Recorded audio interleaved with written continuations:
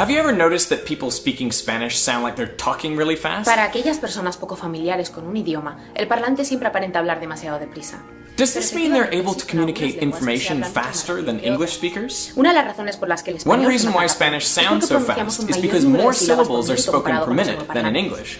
However, analysis has shown that each Spanish syllable conveys less information than each English syllable, so the information per minute is almost identical. But what about written language? The square format of Chinese characters appears to fit better into our central visual field than the longer, slimmer words of English. This led linguists to suspect that Chinese would be read faster than English. But experiments show that English readers can perceive 7 to 8 letters at once, compared to just 2.6 characters for Chinese. However, those Chinese characters are denser in meaning than the English letters, and so both languages have basically an identical reading rate of 380 words equivalent per minute. This suggests that what limits the speed of our communication is not language, but our cognitive ability to process information. But how can you really quantify information? Well, the smallest amount of information you can have is the answer to a yes-no question. Like, have you seen the movie Frozen? Yes. Yes or no, heads or tails, we can represent this single outcome with a 1 or a 0. One binary digit, it's 1 bit of information. A roll of the dice has 6 possible outcomes, so 3 bits of information are required to cover all the options. To uniquely represent all 26 letters of the English alphabet requires 5 bits of information. But if you include lowercase, punctuation, special characters, and numbers, that takes the total number of symbols to 95. So you actually need 7 bits of information to encode all these symbols. That was first done in 1963 as the American Standard Code for Information Interchange, or ASCII for short.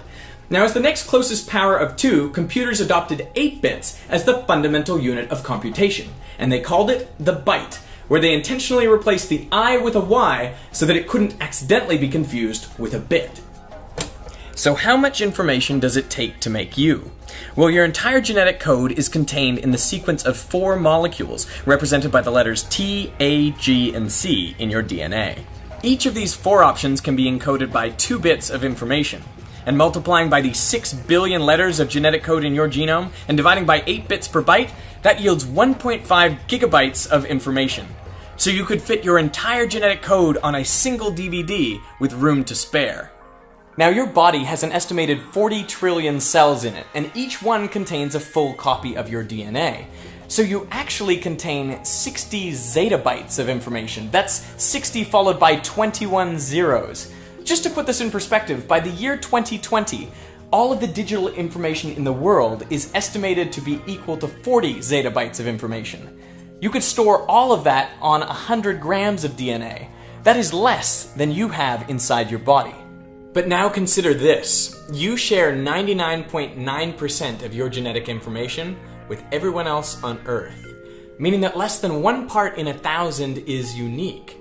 So the information that makes you, you, could be stored in less than a megabyte. You could put it on one of these, a floppy disk, in case you don't know what that is. In contrast, video can contain a lot of information.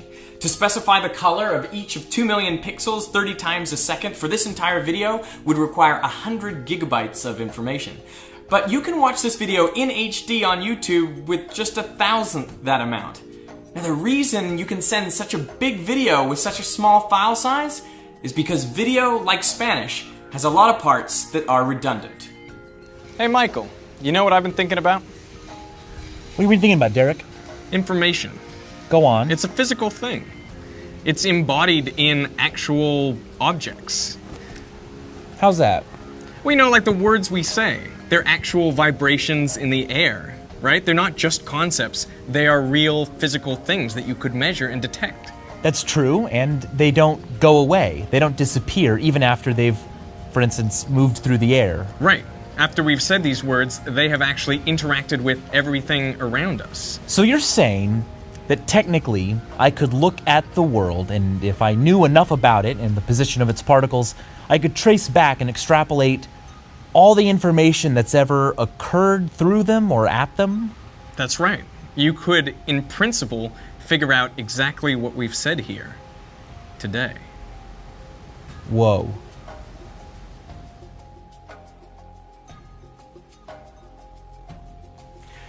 This episode of Veritasium was inspired by the book The Information by James Gleick. And you can actually download this book for free by going to audible.com/Veritasium, or you can pick any other book of your choosing for a 1-month free trial.